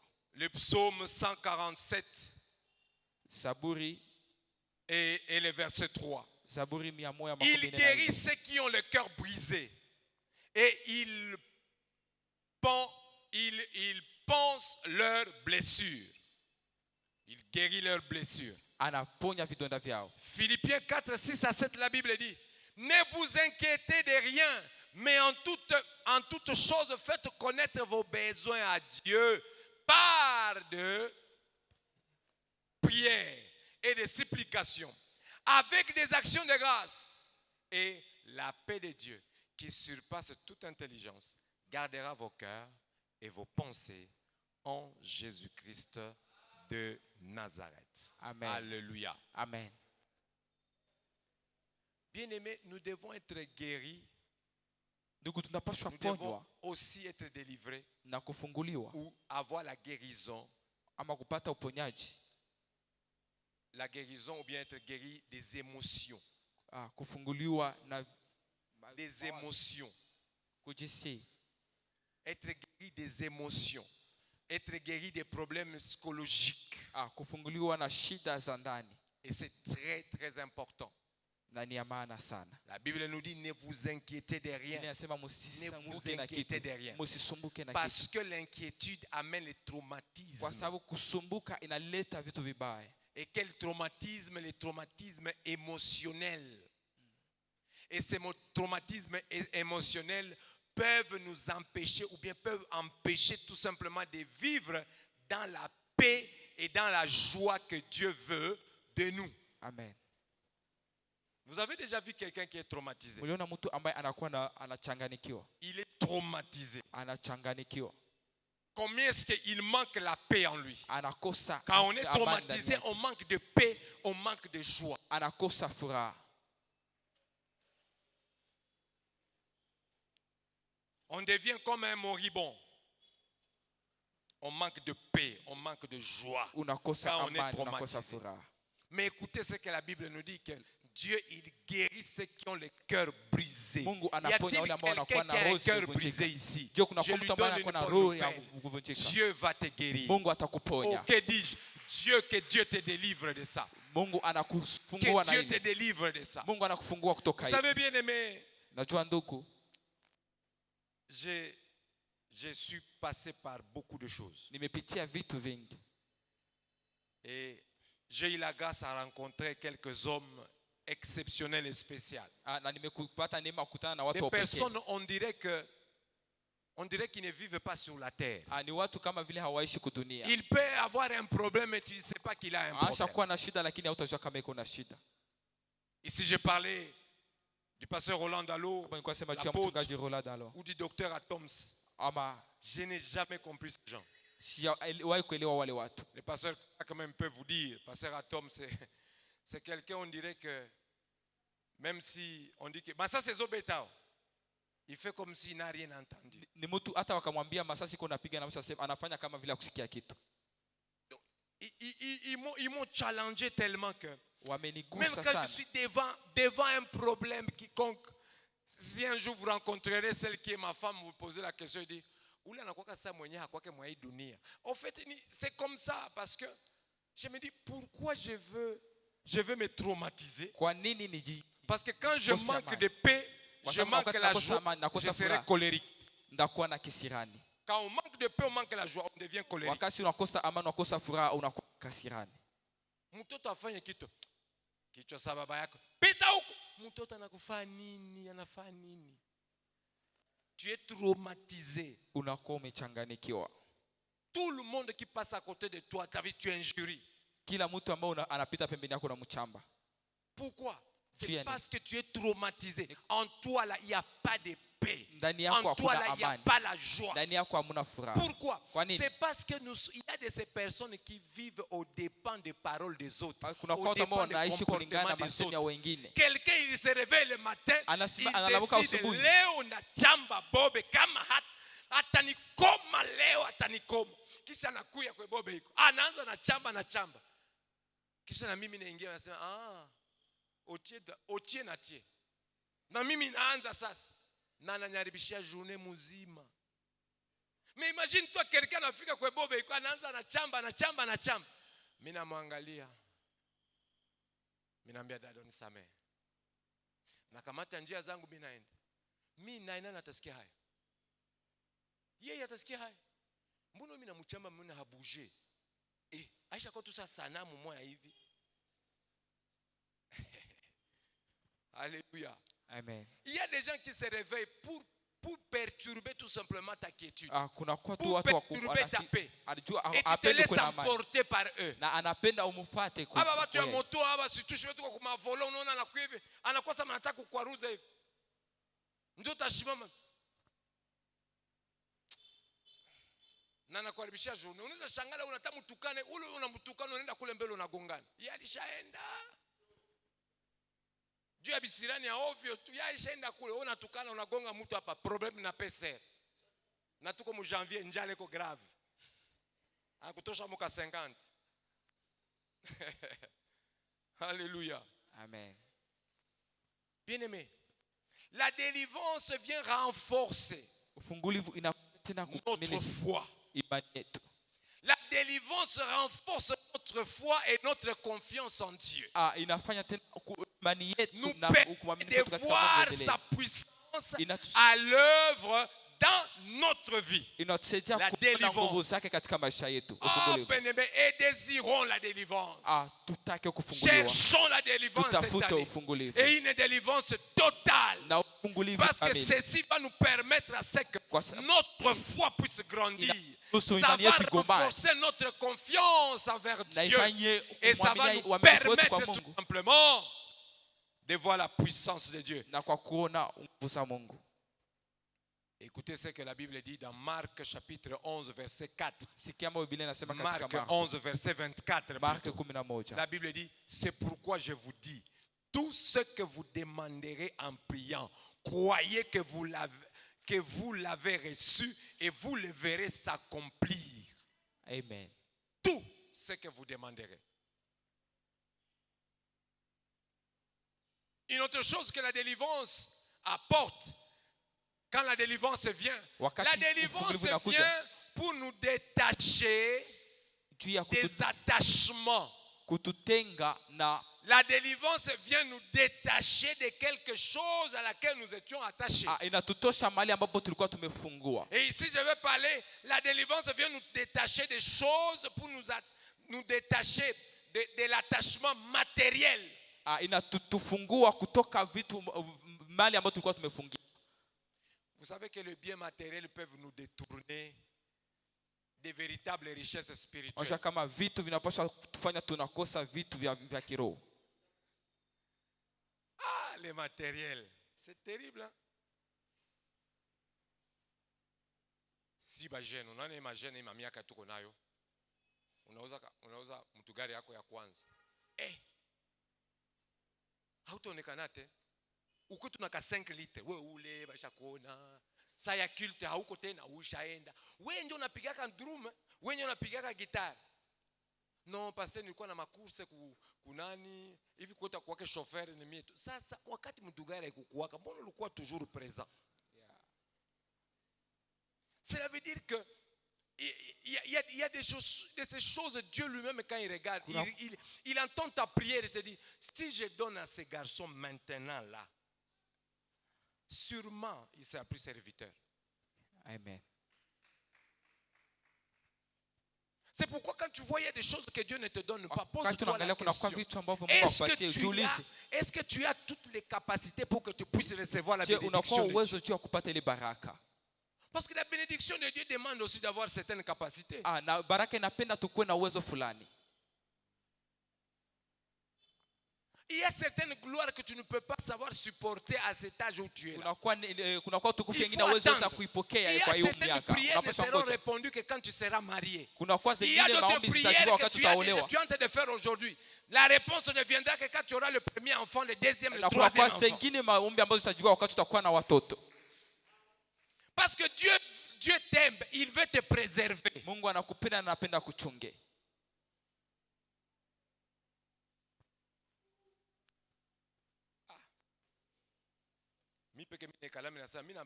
Moi, je ne demande jamais à Dieu des $1000. Je demande des milliards de dollars. Parce que je connais ce qu'il est. Alors, je ne peux pas lui demander, Mungu nipatie $100. D'apane. Siwezi piga magoti ya $100. Bongo, mimi ndaenda na Pasteur Clark, niko lazima $100. Ananipati, kama anipati mimi na changer, mimi natafuta mwingine. Mimi ndo tu nikale tu maombi, Mungu Baba, niko lazima $100 tu. Hapana, Mungu wangu iko riche. Amen. Siwezi, sina ile wakati. Muko hapa mkanisa, on a besoin de $300 kama $6000, $10,000 ya kutia ekran géant hapa. Juba tie ekran géant. Tushinde tunalalamika, tunalia, tunaingia mu jeune intercession. Muombe finance ya kanisa, tuombe finance ya kanisa. Hapana. Kuko vitu vya kuombea. Ile sami na kuyo tuko na lazima ya $10,000 tuuze ekran. Nani anapana 1000, nani anapana? Na binishia pale. Mimi mwenyewe se pasteur anapenda kulomba franga tu, hapana. Tutenda lomba nani mwingine?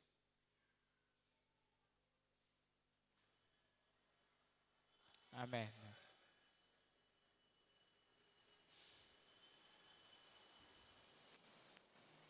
tutakuombea, tutaombea kwa vile tunaweka shiba na damu, hatuna pouvoir ya kuifanya.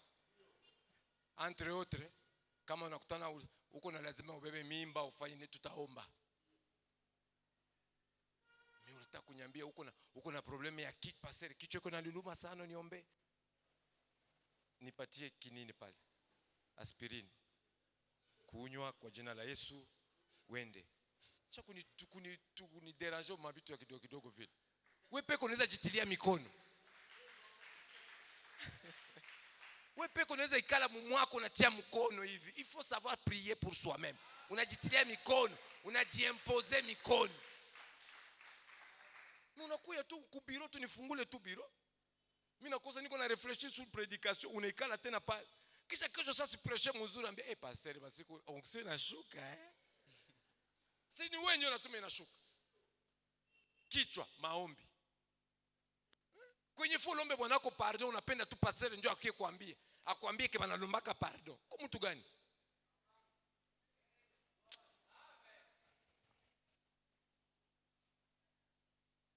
Bon. Alléluia. Amen. On a encore la journée de demain. Donc voilà. Je parlais de pardon déjà. Nilikuwa nasema juu ya msamaha. La délivrance. Ufungulivu. Le pardon msamaha est essentiel pour vivre en paix avec les autres et avec soi-même. Inakuwa ya maana juu ya kuishi na amani pamoja na wengine na pamoja ya wewe. Amen. Amen. Le pardon. Mais écoutez Msamaha. quand même ce que le pardon est. Le pardon est un acte de volonté où une personne décide de ne plus tenir rigueur, une offense ou un tort. Msamaha ni ile ni uamuzi ambao mtu anakamata juu ya kusamehe wengine. Je reprends. Narudilia. Le pardon est un acte de volonté. Ni tendo ya mapenzi ya mwenyewe. C'est volontaire. Où une personne décide, moi je décide, de ne pas tenir rigueur d'une offense. On t'a offensé, on t'a fait du mal. Je décide de ne pas être rigoureux à celui qui m'a offensé. Je ne sais pas si je me fais comprendre. Et c'est un acte volontaire que je fais. Quand tu fais ceci, ceci implique quoi? Le pardon implique quoi? Ça implique la libération émotionnelle. C'est libérer des ressentiments, de la colère ou du désir de vengeance.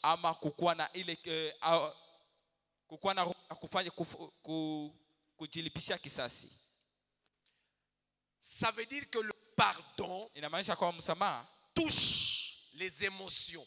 Et ça touche les ressentiments. Ça touche la colère. Ça veut dire que tu ne seras plus indifférent vers la personne qui t'a fait du mal. Tu n'auras plus de la colère sur la personne qui t'a fait du mal. Ou tu n'auras pas le désir de te venger contre la personne qui t'a fait du mal.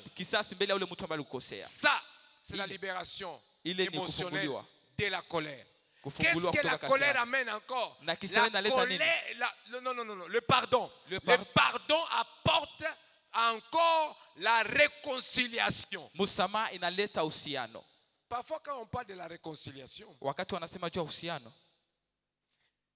ça veut dire c'est ici le pardon ouvre tout simplement la voie à la restauration des relations brisées. Je ne dis pas que vous serez restaurés ou vous allez revenir, mais c'est une voie qui s'ouvre à la restauration des relations brisées. Le pardon apporte la paix intérieure. Amène un soulagement, une paix intérieure. en lâchant prise sur les blessures passées.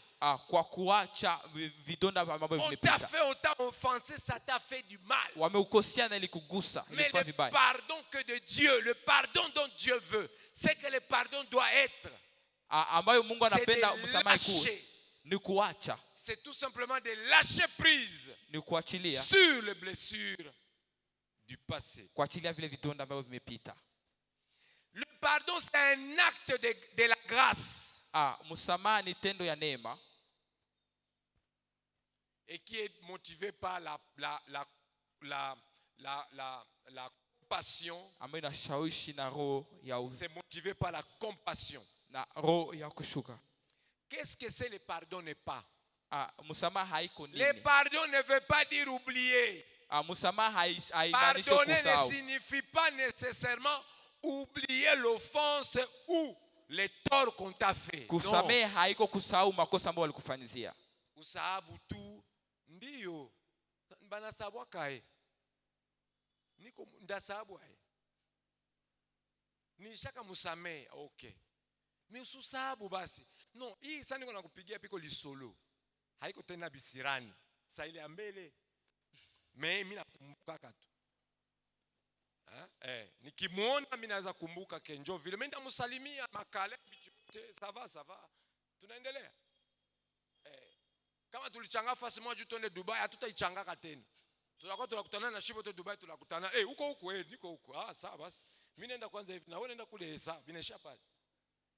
Mais vile vya ku haiko aseme kama nakwambia muhurume njoo sasa tubichange tena pama tuanzilie tena bupya. Ça dépend. Munaweza bianzilia comme amwezi bianzilia pourvu que muyue que muisha hurumiana. Amen. Amen. Le pardon, c'est que le pardon n'est pas. Ambayo msamaha haiko. Le pardon ne justifie pas ou n'excuse pas les actions de l'offenseur. Ce n'est pas pardonner ne justifie pas ou ne s'excuse pas. N'excuse pas les actions de l'offenseur. Le pardon, c'est que n'est pas. Le pardon ne signifie pas toujours que la relation sera rétablie à son état antérieur. Surtout si la confiance est brisée. Je pense que mon temps est fini. Voilà. Je sens que mon temps est fini. Que Dieu bénisse. Mnajua neno ya Mungu hawaikimbilia yake. Haiko aseme kama aishi onction haikukua. Hapana. Tutaendelesha kesho. Kesho leo ni siku kwa neema ya Mungu, si vile? Amen. Bwana asifiwe. Amen. Amen. Amen. Basi tutaendelesha kesho. Mimi naita mtumishi na tutapata wakati ya kuomba kesho na siku ya Mungu. Amen. Amen. Merci.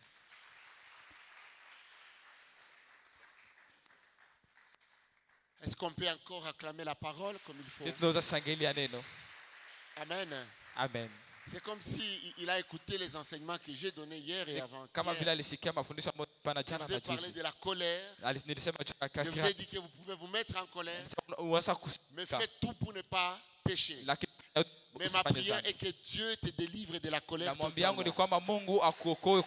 n'ai pas écouté ton amen, je ne sais pas pourquoi.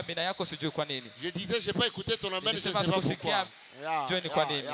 Il faudrait qu'à un certain moment, Dieu te donne la force de vaincre le péché. Le problème que quand on a parlé de la délivrance, tu pensais qu'on va faire tomber les gens, on va les relever. Non, ce qui délivre, la première chose qui délivre, c'est les enseignements. Et la vraie délivrance, c'est la repentance. À partir du moment où tu te répands de tes péchés, tu prends la décision de ne plus faire la même chose. La délivrance arrive et la délivrance se stabilise dans ta vie. Amen. C'est vrai, nous aurons le temps de prier. Demain, viens à temps. Aujourd'hui, tu es venu un peu en retard. Et informer d'autres personnes que le pasteur Bob a commencé. Et le Seigneur te bénira. On va se mettre debout, nous allons prier un peu par rapport à cette parole. Tutasimama na tutaomba juu ya neno. Je veux que tu dises, Seigneur, aide-moi à vaincre la colère. Ningelipenda mwambie Mungu nisaidie kushinda. Donne-moi la délivrance totale. Unipatie ufungulivu Que kamili. les choses qui me retiennent Vile vitu ambavyo vilikuwa me donnent, me libèrent, et me viniache. lâchent. Viniache. Me lâchent Viniache. pour que j'avance. Ili niendelee. 2025, Hii mwaka je vais être disponible pour le Seigneur. napenda nikuwe tu ya Je vais kutumikia. accomplir les choses que je n'ai pas fait l'année passée. Napenda nifanye vitu ambavyo sikuifanya Par la mwaka grâce de ulipita. Dieu. Kwa neema ya Alors Mungu. élève la voix. Asa inua Je veux sauti que tu yako. tapes les mains là où tu es. Na wakati wako Et ukapiga que tu mikono fasses mahali des ulipo. déclarations dans la prière. Na Pour dire, Seigneur, aide-moi. kwa kusema Mungu nisaidie. Seigneur, aide-moi. Mungu nisaidie. Seigneur, aide-moi. Mungu nisaidie. Aide-moi. Mungu nisaidie. Délivre-moi. Je Unifungue. n'ai pas besoin de tomber. Sina J'ai haja ya besoin kuanguka. d'être délivré. Sina Je pena n'ai pas nifunguliwe. besoin de trembler. Sina Je haja n'ai ya pas kutetemeka. besoin de pleurer. Sina haja ya Mais je kulia. crois, Seigneur, Lakini naamini tu es Bwana capable una de me uwezo toucher, ya de me kunigusa changer na et de me kunibadilisha transformer. na Je kunibadilisha tena. déclare au Ili, nom de Jésus, kwa je jina la ne serai Yesu, plus le même. sitakuwa Je tena ule ule. déclare au Nakiri, nom de kwa Jésus, jina la je Yesu, commence une nouvelle vie, ninaanza un wakati nouveau mpya, départ wa kwenda mpya, avec le Seigneur. pamoja Je na le déclare Nakiri, par la foi. kwa Et neema. nous tous, nous acclamons le roi des Sote rois. tunashangilia mfalme wa Acclame wafalme. le roi des rois. Mfalme wa Bien wafalme. aimé, on acclame très bien. Acclame le roi des Tunashangilia rois. vizuri, tunashangilia mfalme wa Hallelujah. wafalme. Amen. Alléluia. Amen. Tu vas prendre rapidement ton offrande. Kwa haraka utakamata sadaka yako. Nous voulons offrir à Dieu. Tunapenda tumutolee Prends ton Mungu. offrande, nous voulons offrir à Dieu. Kamata sadaka yako tumtolee Mungu. Amen. Amen. Yeah.